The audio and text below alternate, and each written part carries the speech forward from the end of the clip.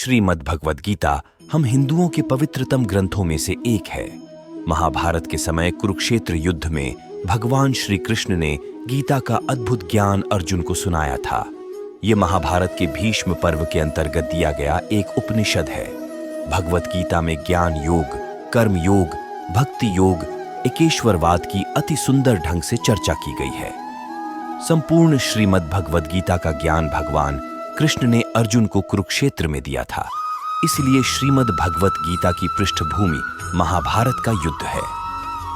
जिस प्रकार एक सामान्य मनुष्य अपने जीवन की समस्याओं में फंसकर किंकर्तव्य विमूढ़ हो जाता है और उन समस्याओं से लड़ने की बजाय उनसे भागने लगता है, उसी प्रकार अर्जुन, जो महाभारत के महानायक थे, अपने समक्ष आने वाली विपत्तियों से भयभीत होकर जीवन और क्षत्रिय धर्म से निराश हो जाते हैं। अर्जुन की समस्याओं का समाधान करने हेतु भगवान श्री कृष्ण ने उन्हें गीता का अमूल्य ज्ञान दिया था।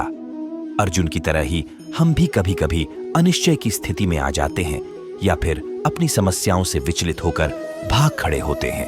श्रीमद् भगवद गीता वर्तमान में जीवन के प्रति अपने दार्शनिक दृष्टिकोण को लेकर भारत के साथ साथ विदेशों में भी लोगों का ध्यान अपनी ओर आकर्षित कर रही है। निष्काम कर्म, गीता का संदेश प्रबंधन गुरुओं को भी अपनी ओर आकर्षित कर रहा है। भारतवर्ष के ऋषियों ने गंभीर विचार के बाद किस ज्ञान को आत्मसात किया, उसे उन्होंने वेदों का नाम दिया है। इन्हीं वेदों का अंतिम भाग उपनिषद कहलाता है। मानव जीवन की विशेषता मानव को मिली बौद्धिक शक्तियां हैं और उपनिषदों में निहित ज्ञान मानव की बौद्धिकता की उच्चतम अवस्था तो है ही, बुद्धि की सीमाओं से परे मनुष्य क्या अनुभव करता है उसकी एक झलक भी दिखा देता है। मित्रों, हम आपको इस चैनल यूनिवर्सल हिंदू धर्म में संपूर्ण गीता सार को सरल शब्दों में समझाने की कोशिश करेंगे, तो बने रहिए अंत तक और वीडियो को बिना स्किप किए देखें ताकि बातें आपको अच्छे से समझ आए। दुनिया का सबसे बड़ा धर्म युद्ध महाभारत में कुरुक्षेत्र की रणभूमि पर उस समय के दौरान भगवान अपने शिष्य अर्जुन को कुछ बातें समझाई थीं, जिसे हम गीता सार भी कहते हैं। लगभग 5000 साल से भी ज्यादा का वक्त महाभारत के युद्ध को बीत चुका है, लेकिन आज भी लोग भगवद गीता के सार को उतना ही महत्व देते हैं। तो चलिए आगे बढ़ते हैं। व्यर्थ की चिंता क्यों करते हो और व्यर्थ में ही डरते हो? तुम्हें कौन मार सकता है? आत्मा ना पैदा होती है ना ही मरती है। जो हुआ वह अच्छा हुआ, जो हो रहा है वह भी अच्छा ही है, जो होगा वह भी अच्छा ही होगा। जो बीत गया उसका तुम पछतावा ना करो और भविष्य की चिंता भी ना करो। अभी तो वर्तमान चल रहा है। इस युद्ध में तुम्हारा क्या गया जो तुम रो रहे हो? तुम क्या लेकर आए थे जो खो दिया तुमने? क्या तुमने पैदा किया था जो खो दिया तुमने? तुम ना कुछ लेकर आए थे ना कुछ लेकर जाओगे। जो कुछ लिया था वह यहीं से लिया था, जो दिया यहीं पर दिया। जो कुछ भी तुम्हें मिला वह भगवान से मिला, जो तुमने दिया वह भी भगवान को ही दिया। तुम खाली हाथ ही यहाँ पर आए थे, खाली हाथ ही जाओगे। जो आज तुम्हारे पास है वह कल किसी और के पास होगा, परसों किसी और के पास ही होगा। तुम इसे सत्य समझकर खुश रहो, बस यही बात तुम्हें अंदर से खुश कर सकती है। परिवर्तन ही तो संसार का नियम है। जिसे तुम मृत्यु समझते हो वही तो एक नया जीवन है। इस संसार में तुम एक ही क्षण में करोड़ों के स्वामी बन जाते हो, तो वही दूसरे क्षण दरिद्र बन जाते हो। मेरा तेरा, छोटा बड़ा, अपना पराया, इन सब चीजों को अपने मन से निकाल दो तो फिर सब कुछ तुम्हारा है। तुम इन सब के हो। यह शरीर भी तुम्हारा नहीं है, नहीं तुम इस शरीर के हो। यह अग्नि, जल, वायु, पृथ्वी, आकाश, इन सब चीजों से मिलकर शरीर बना है। आखिरकार इन सब में ही मिल जाएगा, लेकिन ये आत्मा स्थिर है। और तुम क्या हो? तुम्हें अपने आप को भगवान के सहारे छोड़ देना चाहिए। तुम्हारे लिए यही सबसे उत्तम उपाय है। जो उनके सहारे को जाता है वह भय, चिंता, शोक से दूर और मुक्त हो जाता है।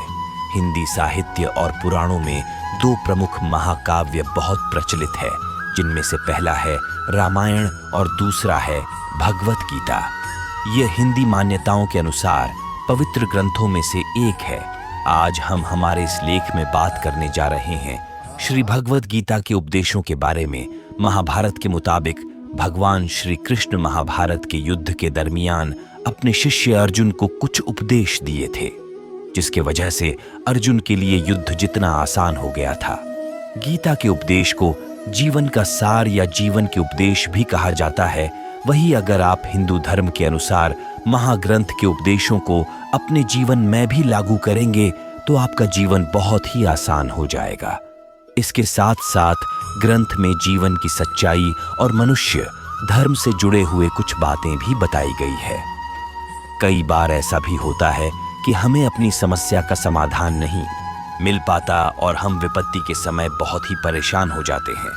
कई लोग तो अपने गुस्से पर अपना आपा खो बैठते हैं या फिर अपनी समस्या के से विचलित होकर भाग पड़ते हैं। ऐसे में गीता में दी उपदेश हमारे जीवन की सारी समस्याओं चुटकी में हल कर सकती है और हमें अपने जीवन जीने के लिए एक बेहतर कला सिखाती है। साथ ही अपने जीवन में सफल होने की प्रेरणा भी देती है। महाभारत के युद्ध के दरमियान भगवान श्री कृष्ण ने अर्जुन को गीता के उपदेश बताए, जिसे सुनकर अर्जुन को ज्ञान की प्राप्ति हुई थी। गीता के उपदेश नहीं केवल अर्जुन के लिए थे, बल्कि यह संपूर्ण मानव प्रजाति के लिए है। मनुष्य के जीवन में सफलता पाने के लिए भगवत गीता में दिए गए उपदेश एक मंत्र की तरह काम कर सकते हैं। आइए तो अब जानते हैं गीता सार के बारे में, जो इंसान के अंदर चल रही उठापटक को शांत करके उन्हें सफल जीवन जीने के लिए मदद करती है। मानव शरीर अस्थाई और आत्मा स्थायी है। भगवत गीता के एक श्लोक में भगवान श्री कृष्ण ने मानव शरीर की तुलना एक कपड़े के टुकड़े से की है। मतलब मनुष्य शरीर एक ऐसा कपड़ा है जिसे आत्मा अपने हर जन्म में बदलती रहती है। इसका मतलब मनुष्य का शरीर आत्मा के लिए एक अस्थाई वस्त्र की तरह है, जिसे उसे अपने हर जन्म में बदलना पड़ता है। गीता का यह उपदेश हमें यह सिखाता है कि हमें मनुष्य के आत्मा से प्यार करना चाहिए। उनकी पहचान उनके आत्मा से करनी चाहिए। हमें मनुष्य के शरीर से आकर्षित नहीं होना चाहिए। मनुष्य के भीतरी मन को समझना ही उचित होता है। जो लोग मनुष्य के शरीर से ही केवल प्यार करते हैं, ऐसे लोगों के लिए गीता का उपदेश बहुत कुछ सिखाने वाला साबित हो सकता है। जीवन का एकमात्र सत्य है वो है मृत्यु। गीता के इस उपदेश में भगवान श्री कृष्ण ने यह बताया है कि इंसान को जन्म मरण के चक्र के बारे में जान लेना चाहिए, क्योंकि मनुष्य के जीवन का एकमात्र सच जो है वह मृत्यु है। क्योंकि जिस भी इंसान ने इस दुनिया में जन्म लिया है, उसे एक न एक दिन इस संसार को छोड़कर जाना ही पड़ता है और यही इस दुनिया का अटल सत्य है।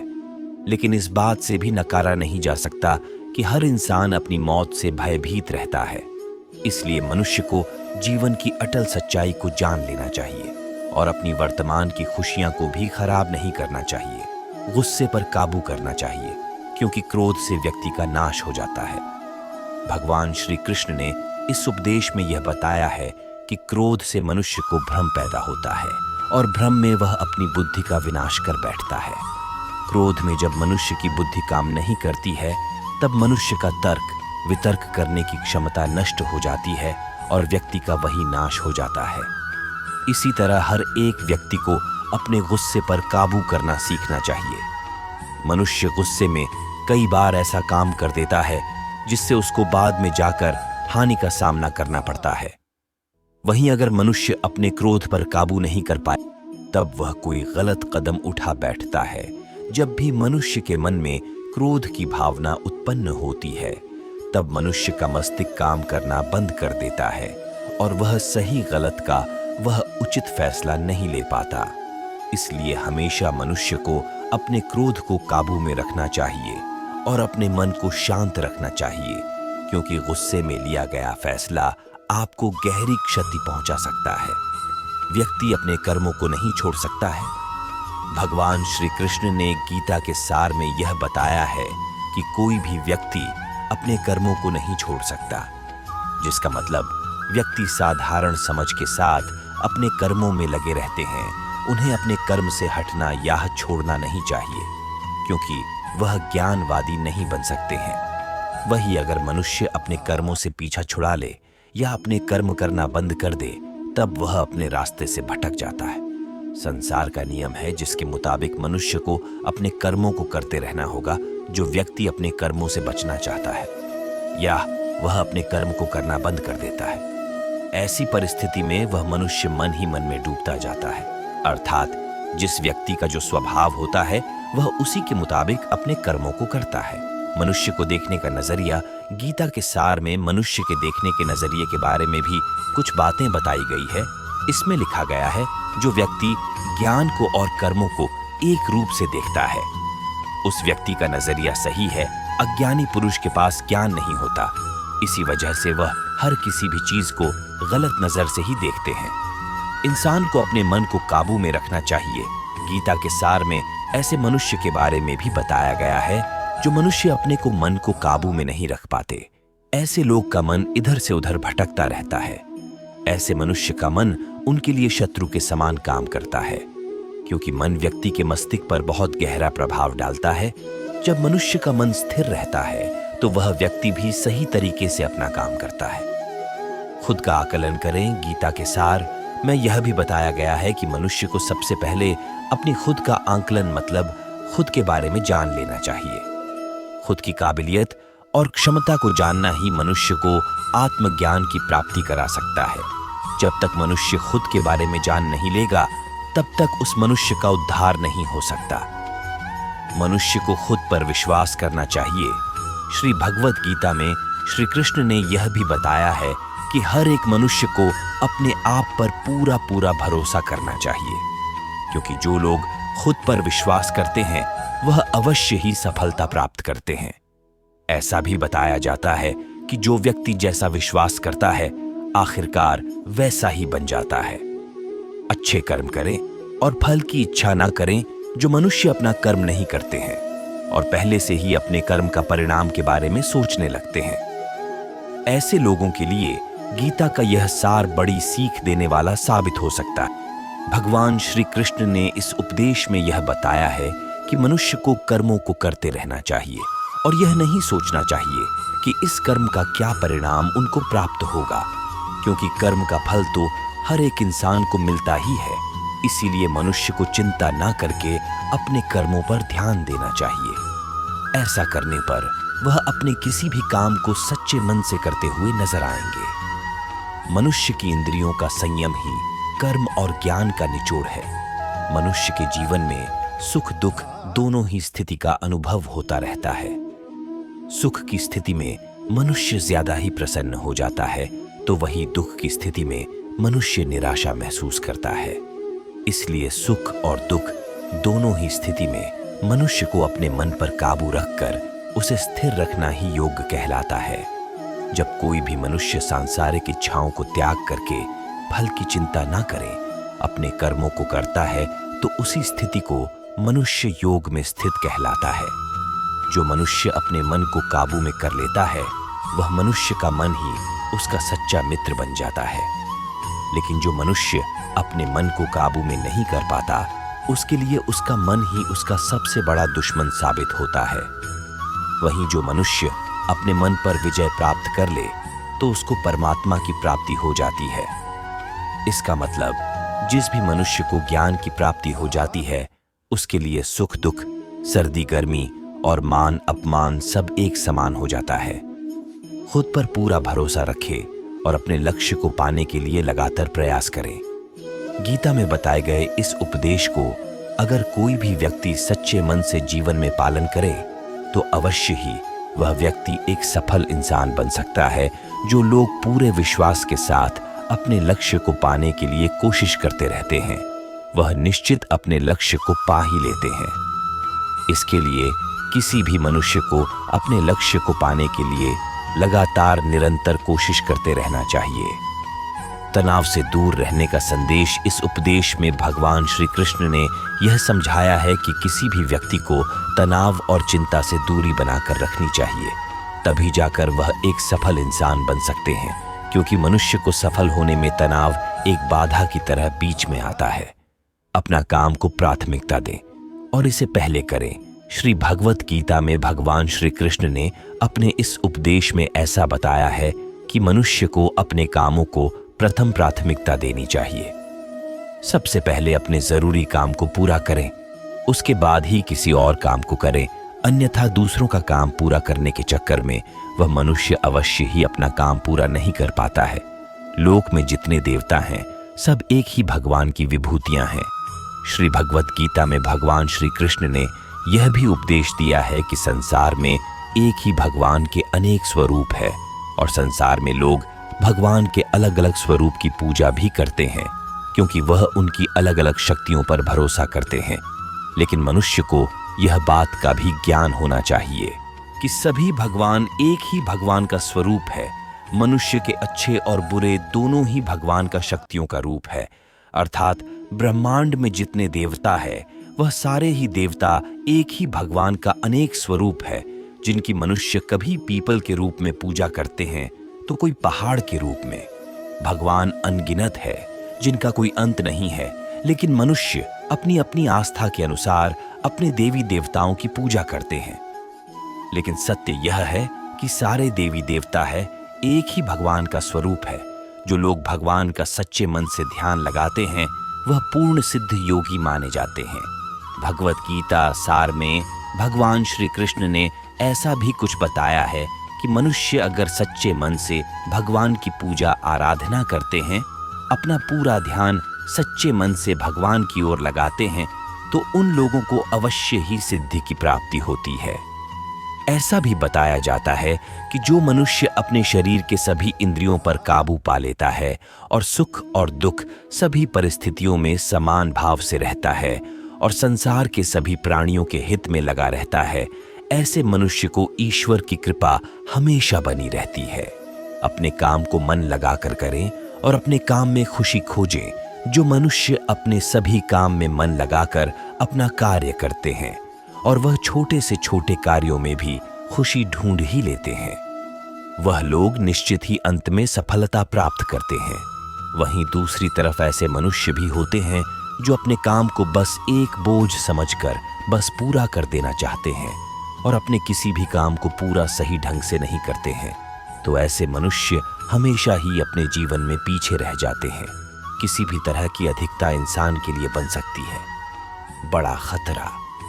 भगवत गीता में भगवान श्री कृष्ण ने यह बताया है, मनुष्य के लिए किसी भी चीज की अधिकता उनके लिए हानिकारक साबित हो सकती है।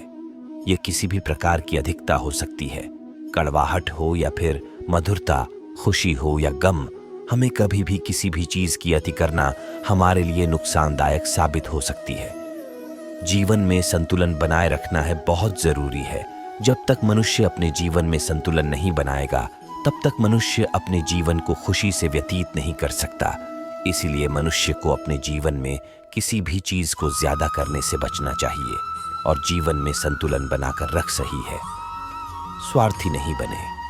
भगवान श्री कृष्ण ने गीता सार के माध्यम से एक बहुत बड़ी ज्ञान की बात कही है। जो मनुष्य बहुत मतलबी होते हैं और उनको बस अपने मतलब से मतलब होता है और वह अपना मतलब पूरा करने के लिए कुछ भी कर सकते हैं, उन लोगों का कभी भी भला नहीं होता। आपको यह बात भी बता दे, मनुष्य का स्वार्थ उसे अन्य लोगों से दूर ले जाकर उसे नकारात्मक स्थिति और ले जाता है, जिससे वह व्यक्ति संसार में अकेला रह जाता है। वहीं गीता में यह भी कहा गया है कि एक स्वार्थी व्यक्ति शीशे में फैले धूल की तरह होता है, जिसकी वजह से वह व्यक्ति अपना सही प्रतिबिंब कभी देख नहीं पाता। इसलिए किसी भी व्यक्ति को अगर जीवन में खुशी पूर्वक अपना जीवन व्यतीत करना हो तो अपने स्वार्थ को कभी भी अपने पास नहीं आने दे, क्योंकि एक स्वार्थी मनुष्य दोस्ती में भी अपना स्वार्थ निकालने की कोशिश करता रहता है। इसलिए जीवन में ऐसा मनुष्य बने जो अपने साथ साथ लोगों की भलाई के बारे में भी सोचे, तभी जाकर वह मनुष्य एक सफल और खुशीपूर्वक अपना जीवन व्यतीत करता हुआ नजर आता है। ईश्वर हमेशा मनुष्य का साथ देता है। ईश्वर हमेशा ही अपने भक्तों का साथ देते रहते हैं। जो मनुष्य इस प्रभावशाली सत्य को मान लेता है तो उसका जीवन पूरी तरह से बदलता हुआ उसे महसूस होता है, क्योंकि संसार का निर्माण भगवान ने ही किया है और वही इस पूरे संसार को चला रहे हैं। इंसान तो बस एक कठपुतली है जो भगवान के इशारों पर चल रही है। इसलिए मनुष्य को कभी भी अपने भविष्य और वर्तमान की चिंता नहीं करनी चाहिए, क्योंकि भगवान उनकी हर एक विकट परिस्थिति में उनका साथ देते हैं और हमें मुश्किल से बाहर निकालते ही है।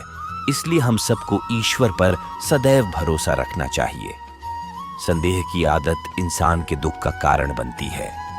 भगवद गीता के इस सार में ऐसे मनुष्य के बारे में बताया गया है जो लोग सदैव ही हर एक परिस्थिति में सत्य पर संदेश की आदत रखते हैं और जरूरत से ज्यादा शक करते हैं। ऐसे लोगों के बारे में भगवान श्री कृष्ण ने ऐसा कहा है कि पूर्ण सत्य की खोज यह हमेशा संदेह करना मनुष्य को दुख का कारण बनती है। शक करना एक ऐसी आदत है जो मजबूत से मजबूत रिश्ते को भी खतरे में डाल देती है। वही जिज्ञासा होना एक अलग बात है, लेकिन पूरी तरह से सत्य की खोज या फिर संदेह करना उसको दुख प्रदान करती है और शक करने वाला इंसान के पास अंत में पछतावा के अलावा कुछ भी नहीं रहता। महाभारत के युद्ध के दरमियान भगवान श्री कृष्ण द्वारा दिए गए गीता उपदेश को लोग अगर अपने जीवन में उतारें तो आप निश्चित ही जीवन में सफल हो सकते हैं। गीता सार के यह उपदेश एक सफल जीवन के निर्माण के लिए बेहद महत्वपूर्ण भूमिका निभाते हैं।